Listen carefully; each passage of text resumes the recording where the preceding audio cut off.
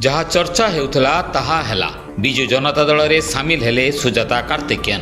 पूर्वतन IAS officer Sujata Karthikeyan गुरुवार आनुष्ठानिक भावे बिजु जनता दल रे सामिल होइछन्ति।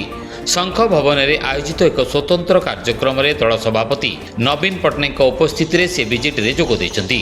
सुजातांक विजिट रे सामिल परे राज्य राजनीति रे बड़ हलचल होइछि। विजेड रे मिसिया परे प्रतिक्रिया रखिछन्ति सुजाता कार्तिकेयन। से कहते दल में जड़े साधारण कर्मी भाव जोगदेली। 24 वर्ष धरी नवीन पट्टनायक नेतृत्व में काम कर सुजोग मिलता।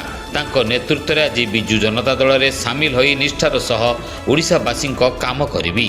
प्रभु जगन्नाथ कृपा और दलर नेतृवृंद तथा लक्ष लक्ष कर्मी आशीर्वाद में मु ओडिशावासी निष्ठा और समर्पण सहित काम करी। ओडिशावासी सेवा करने आज बिजु जनता दल में सामिल है मते सही सुजोग तांका नेतृत्व रे ओडिशा माटीर सेवा करिबा पई पुणी घरे मिलछि।